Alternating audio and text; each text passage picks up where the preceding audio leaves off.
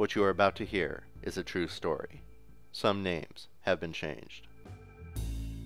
The year is 1985. It's Friday, 5 p.m. in Little Rock, Arkansas.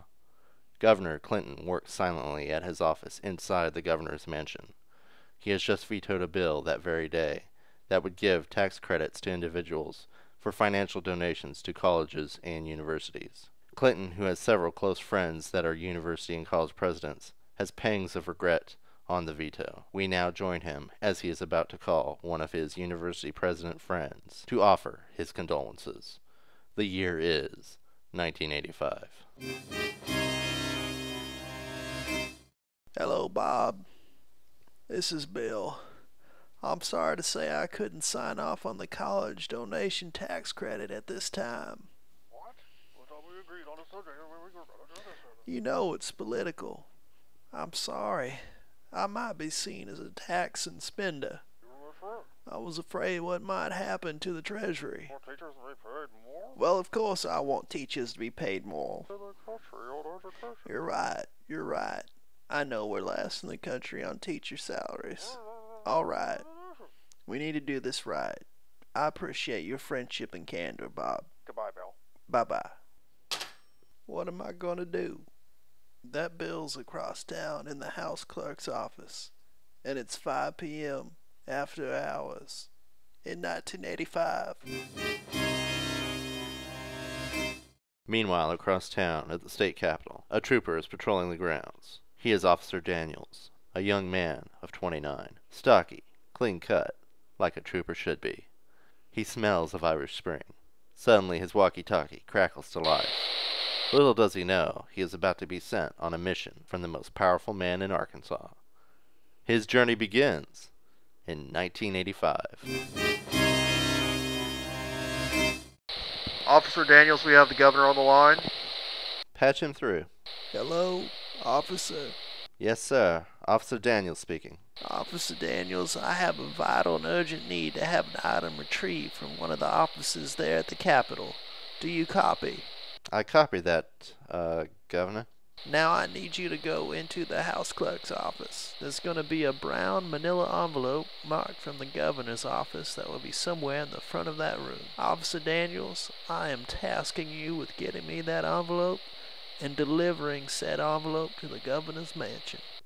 Moments later, Officer Daniels is outside the house clerk's office. He jiggles the doorknob. I'm afraid the door is locked, Governor. Officer Daniels looks through the window pane of the office door. He sees the brown manila envelope on the floor of the office. How far away from the door is the envelope? I'd say it's about 2.5 feet to 3 feet. You're a good man, Officer Daniels. What you're doing is commendable, and the office appreciates it. Now, 2 doors down from that office, on the west side, is a coat closet. I want you to take a wire coat hanger out of that closet. Now you need to untwist the part at the top where the hook meets the other end of the wire and straighten that puppy out. The average wire coat hanger measures, fully extended, about 42 inches or 3.5 feet, which should be enough to reach the envelope under the door. Now you want to push the hanger under the door, hook in first. Now try to catch onto the envelope, pulling it towards you in small incremental steps. Now you want to take care and hit each side of the envelope while pulling with the hook. This will keep the envelope centered to your path of destination, and it will prevent the package from moving too far in one direction out of reach. Daniels does everything the governor says in sequence. He dutifully pulls the envelope out. I've got it. The package is en route. And you stop by and pick me up a double burger at the Minute Man on Broadway, mustard no mayo, onion rings, and a tab. If they don't have tab, make it a regular Coke. Hold on. Wait a minute. Make that onion ring a small fry. 30 minutes later, in 1985.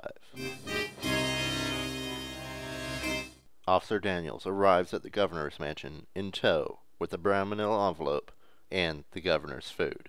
Excellent work, Officer Daniels. You even got my order right. Clinton rips open the brown manila envelope.